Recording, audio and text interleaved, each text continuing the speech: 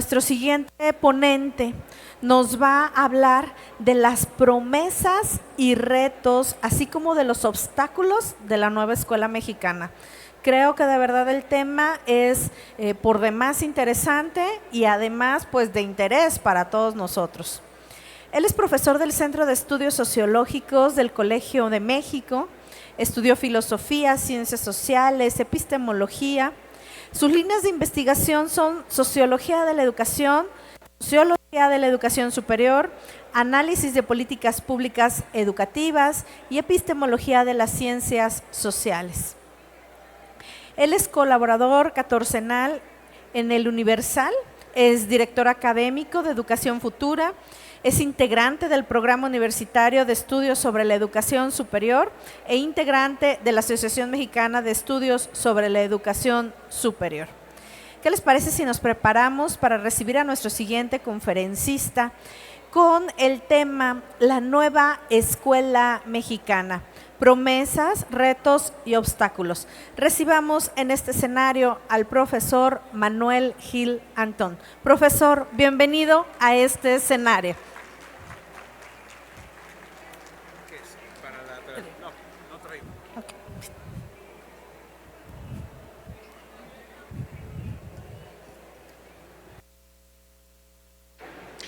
¿Qué tal? ¿Cómo están? Yo creo que hay un gigantesco cambio en las generaciones y van a ver a un profesor de los antiguos que no camina como el ponente anterior que lo hizo también, ¿no?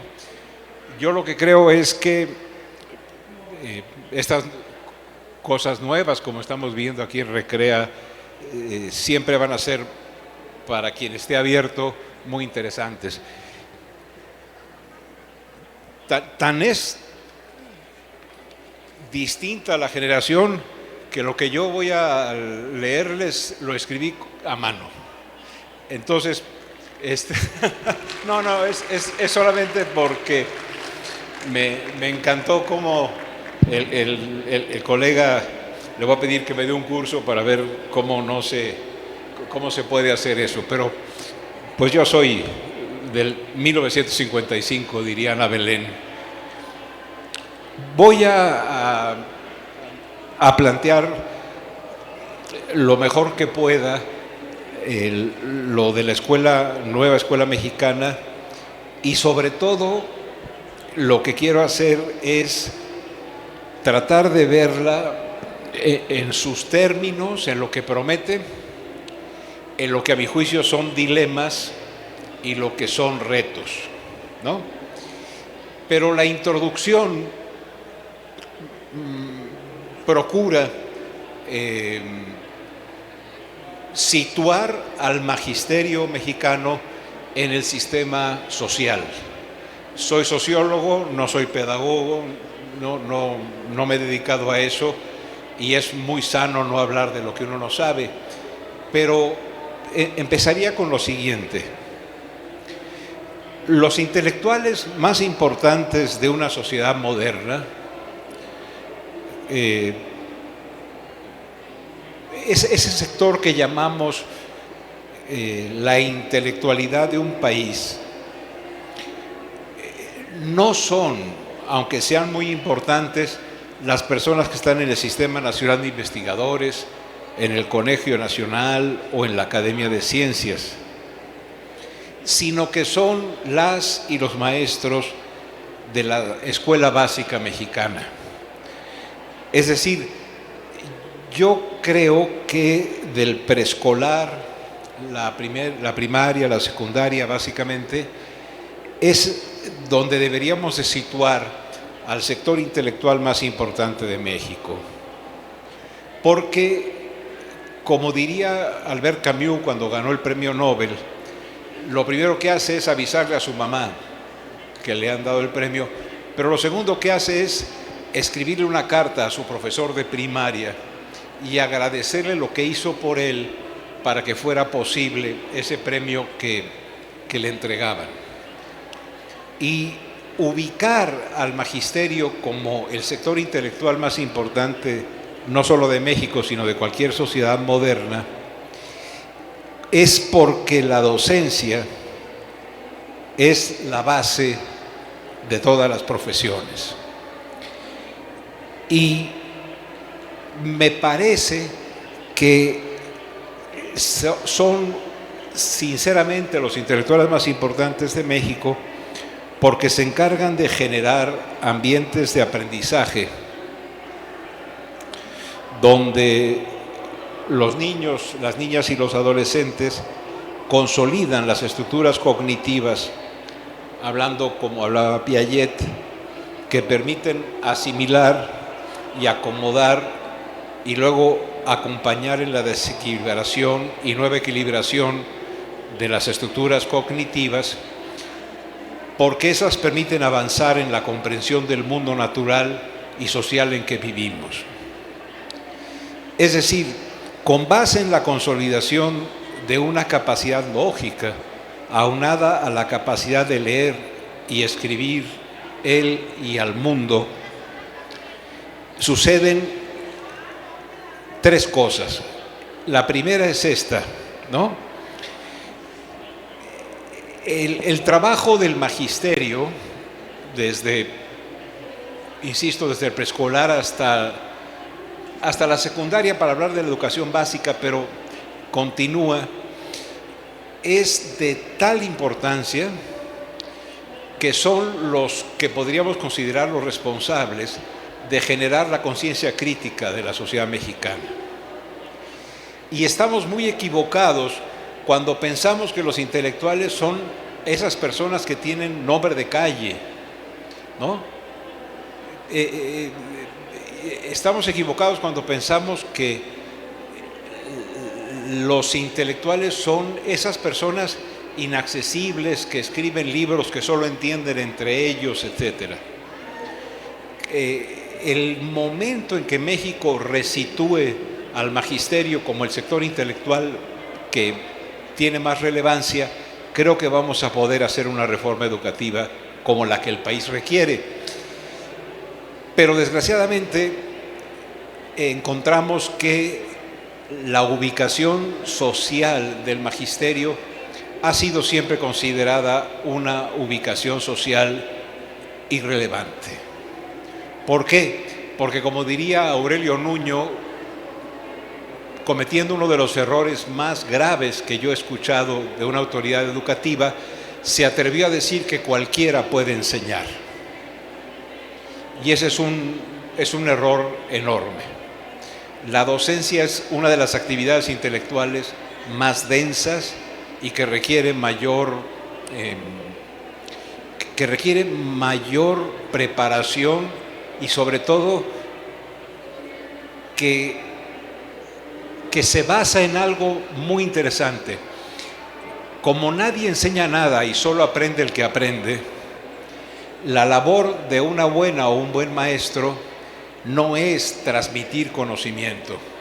Nadie puede hacer eso, nadie transmite conocimiento. Solamente se pueden generar ambientes de aprendizaje.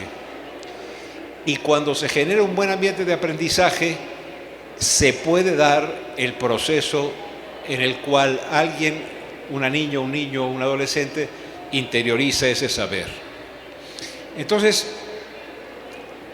la tarea del magisterio para, como digo, sostener que es el sector intelectual más importante en las sociedades modernas, no solamente tiene esa tarea cognitiva, no solamente tiene esa tarea sino que además, en igualdad de importancia a esta cuestión que tiene que ver con el conocimiento, el magisterio se encarga de generar ambientes de convivencia dialógica, solidaria, fincada en valores que corresponden a una moral laica, en la que el imperativo categórico de Kant, que consiste en no tratar a otra persona nunca como un medio, sino como un fin, se consolida en el espacio colectivo y colegiado del aula, la escuela, y sus relaciones con la comunidad o entorno social inmediato, mediato y general en que se vive. O sea, el trabajo del magisterio está visto socialmente con demasiado énfasis en la cuestión cognitiva, cuando además, lo sabemos por el currículum oculto, por todo lo que se ha estudiado al respecto, porque además se genera un ambiente, el ambiente más moderno para muchísimas personas. Déjenme hacer un paréntesis. Cuando puedan, en Netflix, vean una serie que se llama Rita. Es una serie sobre una maestra que se llama Rita. Creo que es sueca o de alguno de estos sitios, ¿no? Y hay un momento en que le preguntan, oiga Rita, o oye Rita, ¿por qué te hiciste maestra? Y la respuesta de Rita es buenísima. Rita les dice, después de varios intentos en que ella dice, no sé por qué, no sé, hasta que dice, ya sé por qué quise ser maestra. Quise ser maestra para salvar a los niños y a las niñas de sus papás.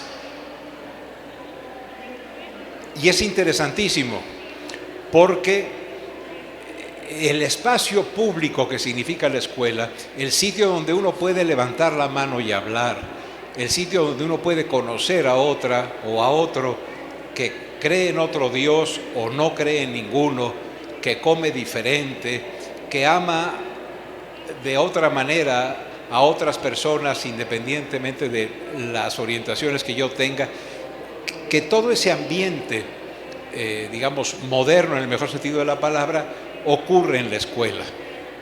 Y en ese sentido, libera a todos nosotros, nos libera poco a poco del preescolar en adelante de esas relaciones que en el mundo familiar, en el mundo donde persiste el parentesco, tienen una tendencia a ser patriarcales, autoritarias y sobre todo en las que es imposible uno de los milagros más grandes de la escuela cuando funciona bien, que es el derecho a preguntar.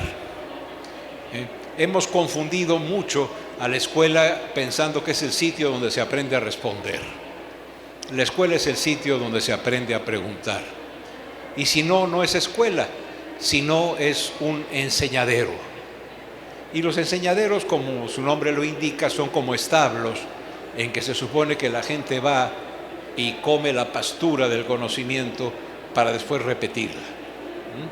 Entonces, intelectuales relevantes en la sociedad porque contribuyen a la consideración de las estructuras cognitivas, pero además porque generan ambientes modernos de relación entre quienes serán ciudadanos y ciudadanas que podrán hacer preguntas.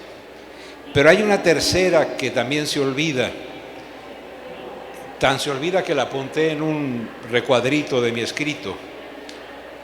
Es que además de hacer esas dos cosas previas, también en igualdad de importancia, son las maestras y los maestros del país, son los que generan espacios de apertura al arte, a la cultura, al desarrollo del cuerpo en el baile, el deporte, en la expresión plástica, literaria, musical o la que se decida. Tres cuestiones. Imaginen la importancia que tiene el hecho de que alrededor de 24 millones de niñas, niños y adolescentes van cada día y 1.200.000 personas que llamamos maestras y maestros contribuyen en la consolidación de sus estructuras cognitivas para pensar el mundo y entenderse, contribuyen en la generación de ambientes de convivencia en las que se cumple lo que decía Octavio Paz y lo afirma en esa maravilla del libro que se llama Libertad bajo palabra. En la escuela se aprende que para ser yo, dice el poeta, he de ser otro, salir de mí, saberme entre los otros que no son si yo no existo, los otros que me dan plena existencia.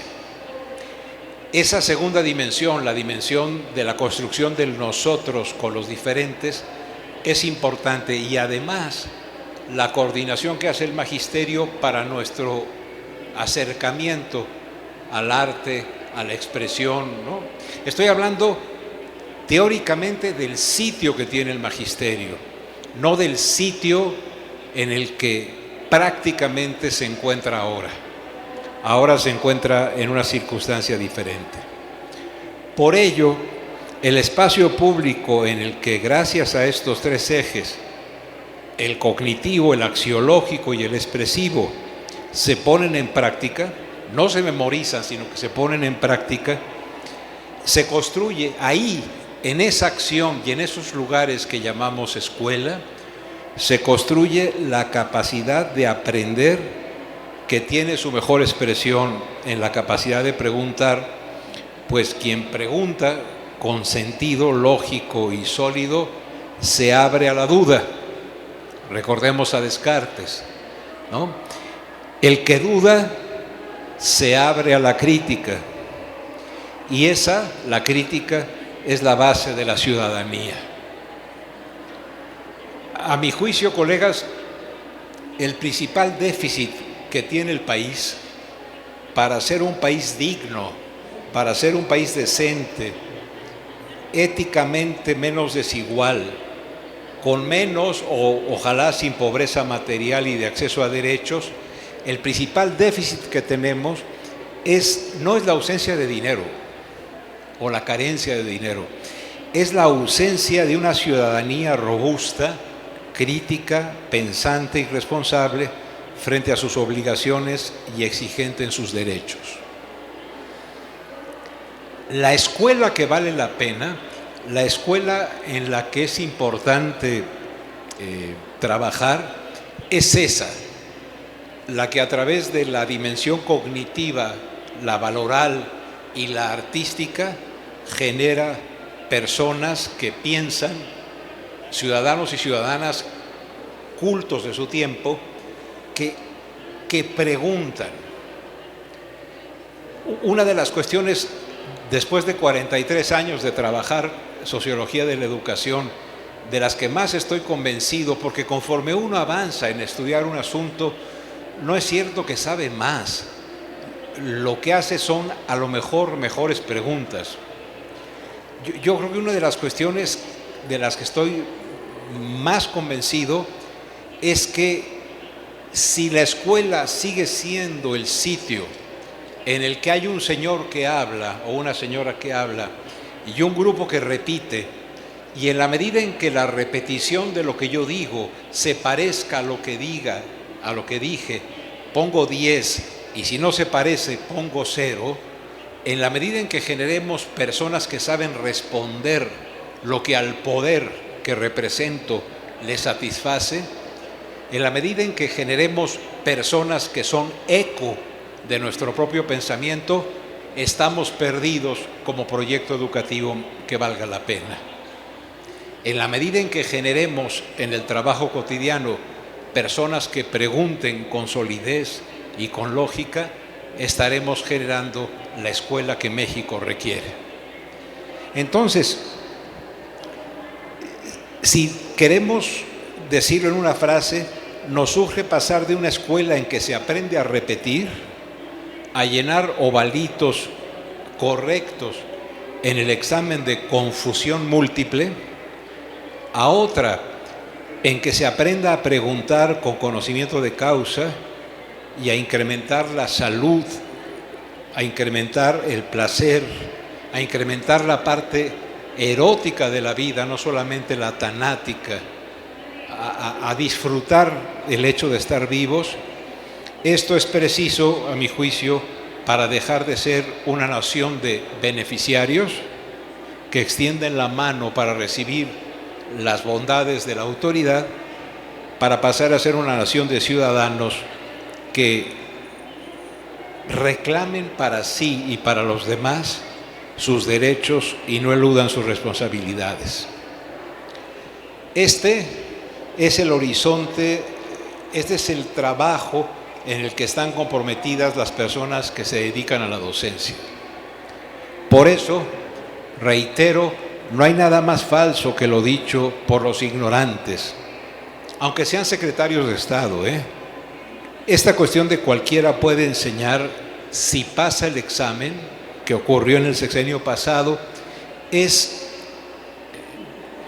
lo que voy a decir es algo sustantivo, no es un adjetivo, es una estupidez. Me di a la tarea de revisar qué significa estupidez en el diccionario y dice la Real Academia que estupidez significa una enorme torpeza en comprender las cosas. Por eso lo digo no como un insulto, sino como una descripción. Solo aquel que tiene una enorme torpeza en comprender las cosas puede decir que cualquiera puede enseñar. Y yo creo que entonces la reforma educativa que necesitamos es la que derive de esta ubicación del magisterio como lo que son el sector intelectual más importante del país. Porque si se realiza con rigor y creatividad su trabajo, producen en una medida crucial, quiero esto enfatizarlo, si se trabaja como se espera que se trabaje, producen la inteligencia, la ética y la capacidad de renovación de la cultura de la nación. Es decir, tenemos como que tomarle la medida y aceptar que de ese tamaño es la encomienda social que tiene el magisterio que llevar a cabo.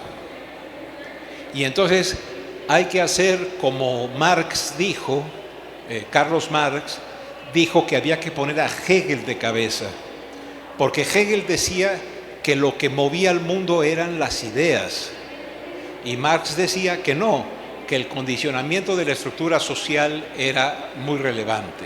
Es una polémica importante en la historia del pensamiento, pero esta idea de poner de cabeza, de invertir los términos, es que hay que invertir y poner en el sitio que corresponde al magisterio y considerar que es primordial.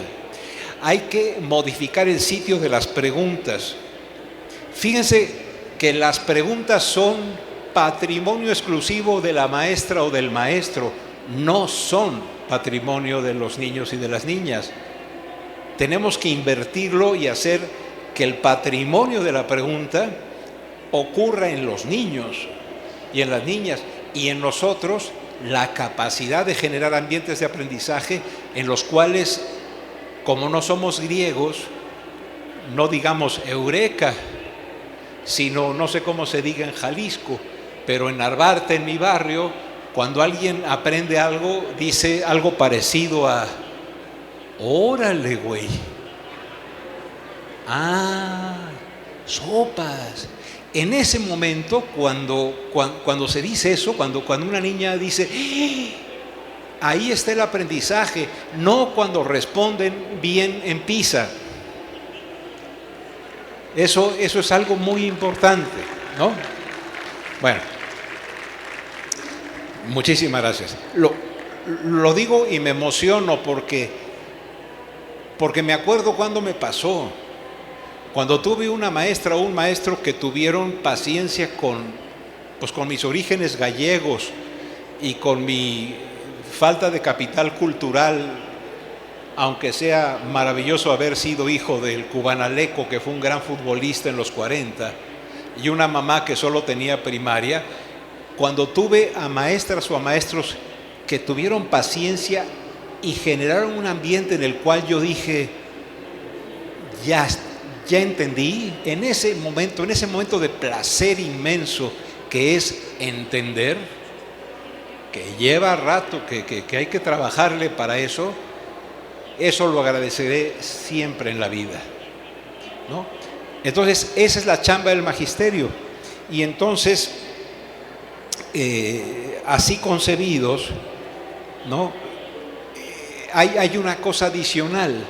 Si su chamba se hace bien, generan las posibilidades del cambio social, porque de la crítica fundada, de la ciudadanía responsable, del futuro del país, se encargan esos ciudadanos y ciudadanas, siempre en relación compleja y creativa con las y los alumnos, las familias, las comunidades, los espacios sociales de referencia en que lo local es territorio específico y a la vez global, en el que el cuidado del planeta, de esa naturaleza que en mala hora pensamos que no éramos parte y ya no las estamos acabando.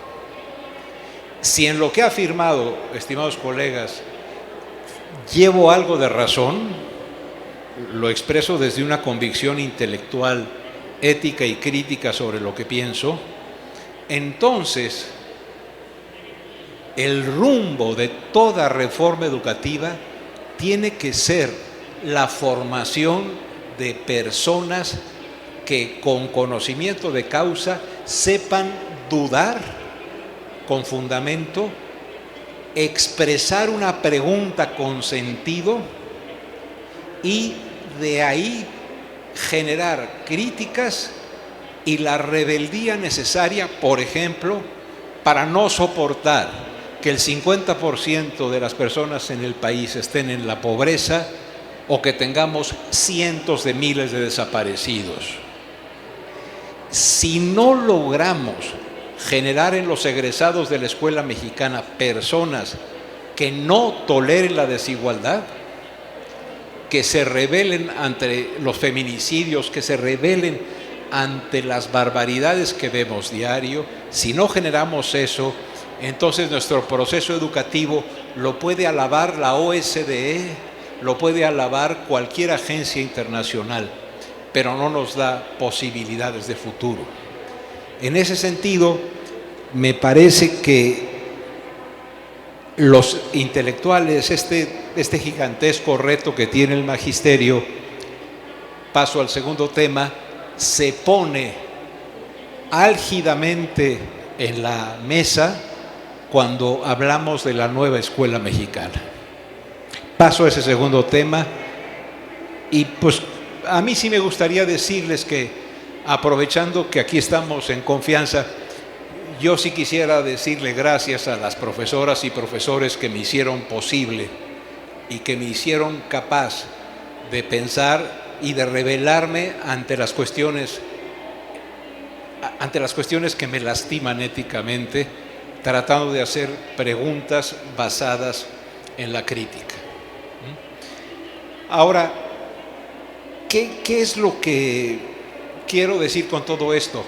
No es un elogio al magisterio, es una ubicación sociológica del magisterio.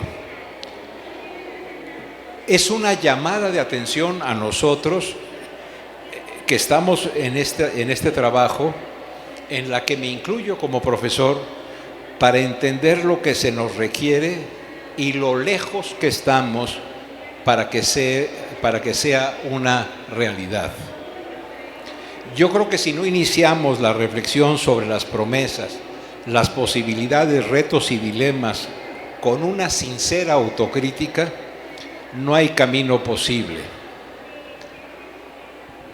Es decir, una transformación como la que se propone en la nueva escuela mexicana implica pensar si estamos conscientes y si estamos dispuestos, creo, a modificar muchos de los usos y costumbres que casi siempre son malos usos y peores costumbres con la que hemos trabajado en nuestra zona de confort. ¿Qué es lo que yo diría de la nueva escuela mexicana en una síntesis muy breve? Para eso les pediría que distinguiéramos tres cosas: el modelo educativo, el modelo curricular y el modelo pedagógico. Tengo la impresión que estamos, a falta de estas distinciones, metidos en problemas de incomunicación. Hoy en la mañana, a las 10 de la mañana, aquí en Recrea, se presentó un libro del que fue coordinador Gilberto Guevara Niebla, y también participó Elisa Bonilla. Y se quejaban fuerte de cómo el doctor Marx Arriaga, en una mañanera, dijo: la educación en el pasado ha sido neoliberal, clasista, racista, y echó un montón de adjetivos.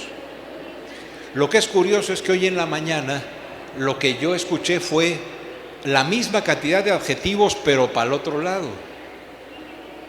Es decir, estamos viviendo una sociedad polarizada en que los adjetivos que califican a la persona no permiten la discusión sustantiva de sus argumentos. Y eso, en todos los órdenes sociales, nos está haciendo mucho daño, porque acusar a alguien, decir que alguien es, elude la posibilidad de decirle, con independencia de lo que sea diferente de lo que pensamos, eres una persona a la que escucho. El país se está escuchando muy poco. Entonces yo lo que propongo es: diferenciemos el modelo educativo del modelo curricular y del modelo pedagógico. Rapidísimo. El modelo educativo es: ¿para qué enseñamos? ¿O para qué armamos un sistema educativo como el que tenemos? El curricular es: ¿qué enseñamos para lograr eso?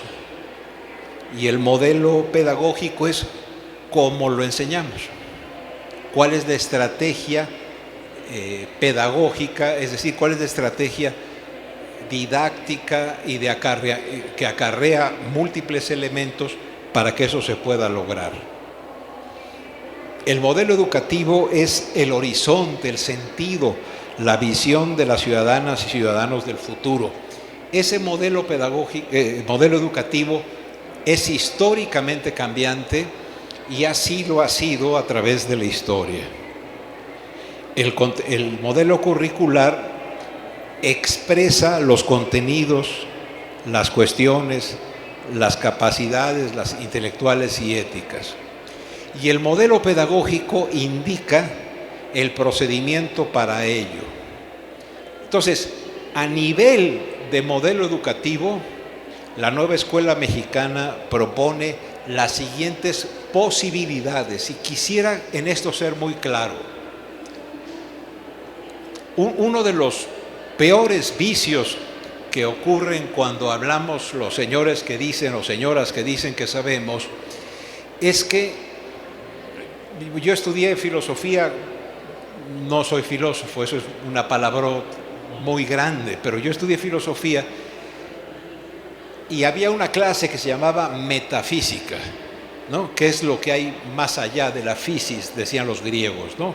La búsqueda de las esencias. Bueno, ahora en México y en el mundo abundan los que ejercen no la metafísica, sino la netafísica.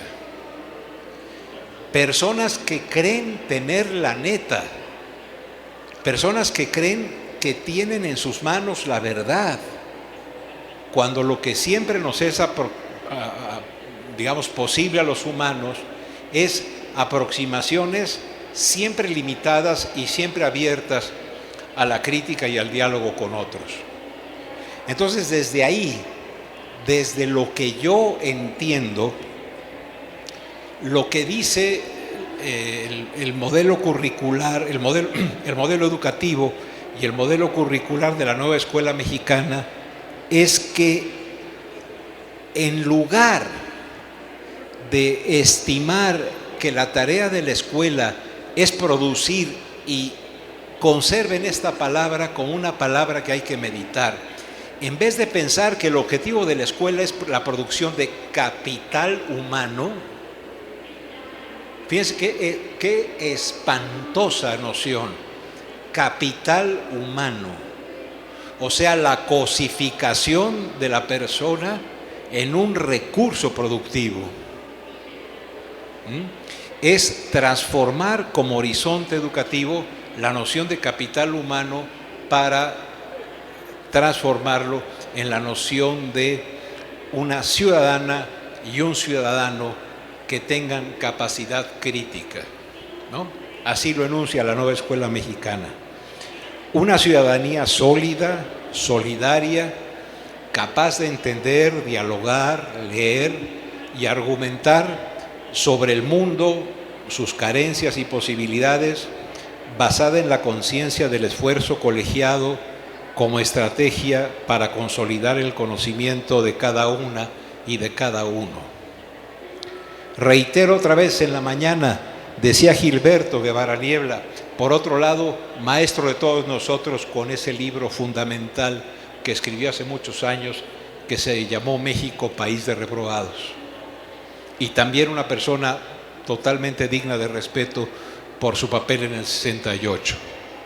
Pero que en términos de la discusión educativa podemos diferir con él. Yo por lo menos puedo diferir con él. Y si eso le disgusta, es un asunto en el cual no se entiende que lo que se discuten son argumentos, no se descalifica personas. Y si él me critica a mí, procuraré separar lo que diga de mis argumentos de lo que diga de mi persona. Pero bueno, lo que decía Gilberto hoy en la mañana es que la nueva escuela mexicana abandona al individuo.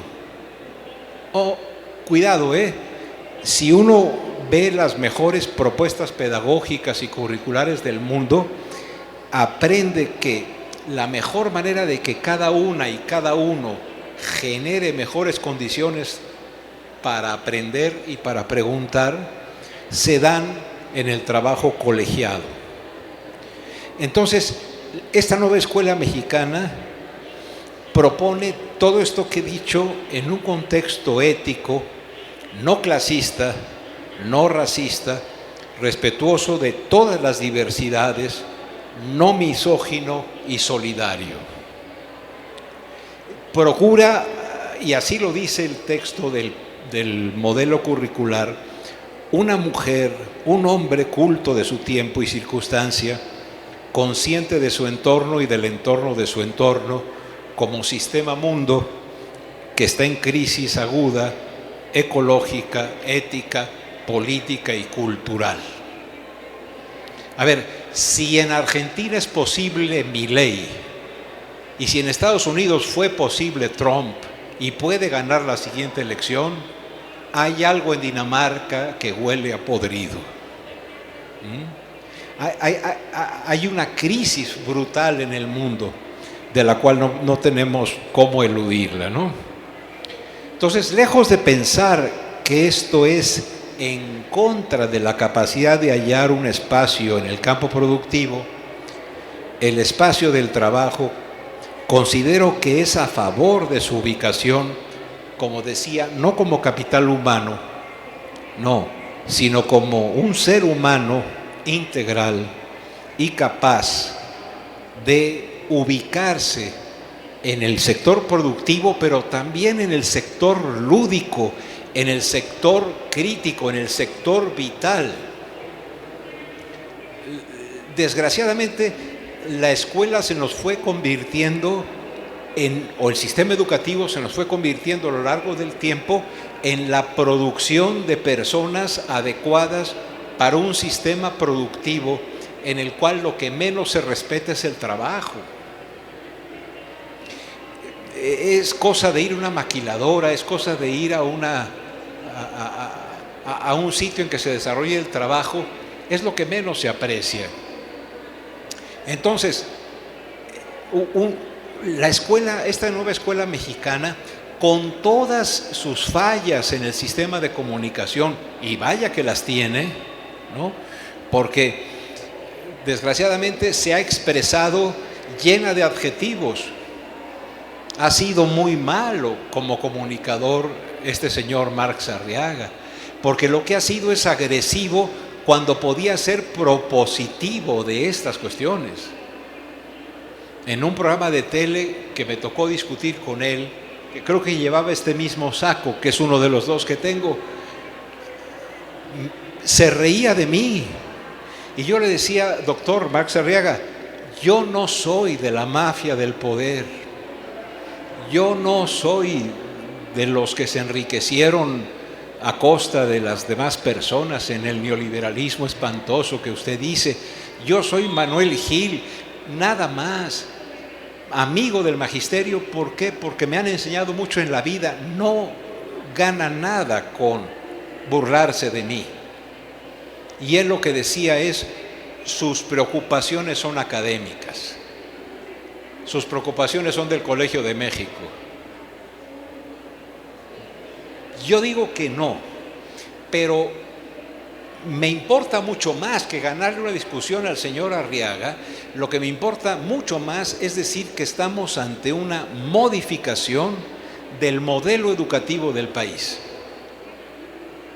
De ese tamaño es la transformación que malinforma a esta persona, pero que cuando uno va a los escritos, así se propone. Y ojo, no voy a ser un defensor de cómo se están haciendo las cosas, pero mentiría y éticamente sería incoherente que no les dijera que con este tipo de estructura o de mirada sobre la escuela estoy de acuerdo. Sí, estoy de acuerdo en comparación con la escuela de antaño. ¿Se acuerdan cuando se decía que no había libros de texto y que eso los iba a llevar a un fracaso enorme? A mí hoy en la mañana me hubiera gustado preguntarle a Gilberto y a Elisa Bonilla, oigan, esta escuela que están criticando con esos libros de texto que tienen a su juicio muchísimos problemas, pues yo llevo 43 años y de ellos 30 en los que Gilberto y Elisa tuvieron un papel junto con otras personas muy importantes, y había libros de texto y había asignaturas, etcétera, y sacábamos pésimos resultados en PISA y en Planea. No se sigue que si se tiene libro de matemáticas se aprende matemáticas. Es dirían los filósofos, es un non sequitur. Es ilógico. Entonces, esta propuesta de una nueva escuela mexicana me parece que vale mucho la pena. Regresar a la escuela de antes, que durante 3 décadas por lo menos, o desde 85 a la fecha, no produjo lo que se proponía al respecto del aprendizaje ni de la ética, me parece necesario. Pero todo esto que es muy prometedor, a mí me parece que tiene una bronca muy fuerte. Y el problema que tiene, y paso entonces a los riesgos, es la prisa. En la novela de Humberto Eco, que se llama El nombre de la rosa, si no la han leído, échenle un ojo, es maravillosa. Guillermo de Baskerville, que es un abad, está averiguando por qué ha habido unos crímenes en un convento, y tiene un discípulo que se llama Azzo de Merck, y en un momento dado el abad sabio, el fraile sabio, Guillermo de Baskerville, le dice a Azzo, cuidado con la pureza. Y Azzo le dice, pero maestro, pero si la pureza es una virtud. Y le dice Baskerville, ten cuidado con la pureza y con los puros. Y le dice, pero ¿por qué, maestro? ¿Por qué te da tanta preocupación la pureza? Y le dice, por la prisa. Porque alguien que se considera que es puro, que tiene la verdad, que es el que sabe y es el que va a cambiar como si fuera Dios el sistema educativo mexicano por su propia voluntad y arrogancia, esa persona es peligrosísima. ¿Por qué? Por la prisa. Porque la prisa puede llevar a que todo este planteamiento de mejora hacia la educación mexicana a través de una educación activa, concentrada en proyectos integradores como se hace acá, en una educación en la cual haya muchísima más participación de quien se educa, esa promesa se puede convertir en un dogma y en un simple cambio de lenguaje si se apresura a llevarse a cabo. Luego de la pandemia, luego de habernos dicho que iba a ser gradual, en primero de preescolar, primero de primaria y primero de secundaria, de repente se hizo en todos los grados, con independencia de que hubiese pasado la pandemia, por ejemplo, y que una muchacha que iba en tercero de primaria cuando vino la pandemia y pasó cuarto y quinto en el Desaprende en Casa, que fue ese programa que se hizo, cuando llega a sexto no sabe escribir su nombre.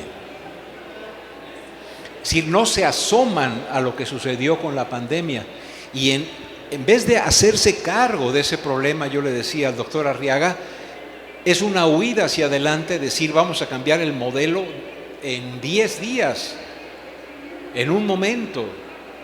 Hay mucha preocupación de mi parte por la prisa. De nuevo, colegas, se subordinan los tiempos educativos a los tiempos políticos. Y por otra parte, otro de los grandes retos es que de nuevo como cada sexenio, la autoridad educativa, ya me convencí, de cualquier signo ideológico, considera que las maestras y los maestros del país son de plastilina, que por voluntad central, ubicada en las calles de Argentina y Brasil, en la Ciudad de México, pueden manipular al magisterio para que en cuestión de días se convierta en constructivista. Y después, otra vez, ahí está la mano del logro pedagógico y ya son por competencias. Y en el sexenio pasado, otra vez la mano del logro pedagógico, hermano del logro filantrópico de Octavio Paz. Ahora, aprender a aprender como si fuera nuevo. Y ahora, al 10 para las 12, vamos a ser todos educadores que vamos a enseñar coordinando proyectos. Así no se puede. El magisterio no es de ninguna manera el títere que el poder maneja para hacer lo que el poder quiere. El magisterio tiene tradición, tiene saberes, tiene zonas de confort, tiene muchos defectos y muchas virtudes. Si no lo respetamos en su complejidad y creemos que podemos hacer con él lo que queramos desde el poder, estamos profundamente equivocados. Y de nuevo en este sexenio, con este horizonte de cambio, se comete el error de decir, pasado mañana cambia este país. Nunca ha sido así. Y más nos vale entender que ante la prisa, lo mejor es una paciencia con constancia. Para mí, este es uno de los grandes retos y quisiera terminar diciéndoles que el mayor riesgo a mi juicio, es que, ojo, lo que caracteriza a la educación activa en los propios documentos de la nueva escuela mexicana, como construcción de ciudadanía crítica, se convierte en pedagogía de Estado y se adopte el lenguaje y no el sentido.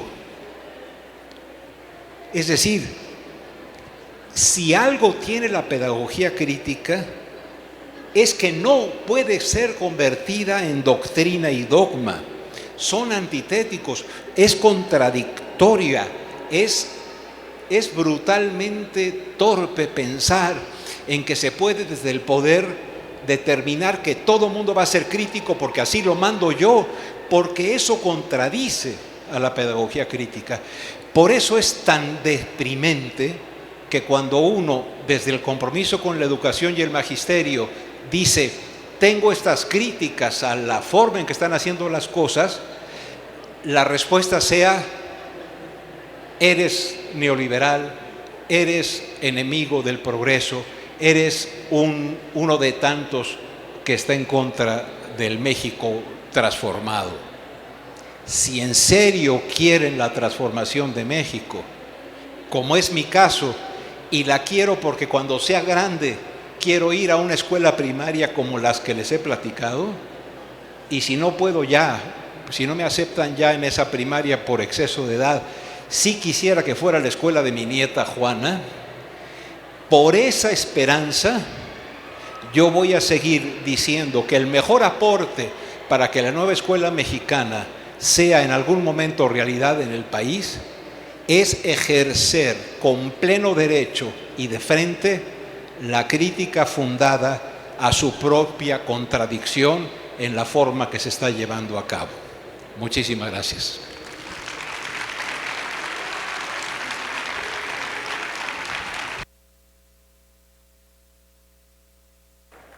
¿Cómo se llama? Ay, perdón. Tenemos los reconocimientos. Gracias, qué amable. ¿Cómo están? Pues, ¿qué tal? Oigan, qué conferencia tan real, qué conferencia de verdad tan directa. A mí me encantó, yo la estaba escuchando y de verdad que dije, qué sabias palabras, porque es lo que vivimos el día a día, es lo que hemos estado viviendo a lo largo de las diferentes etapas educativas, conforme va cambiando justamente los diferentes sexenios.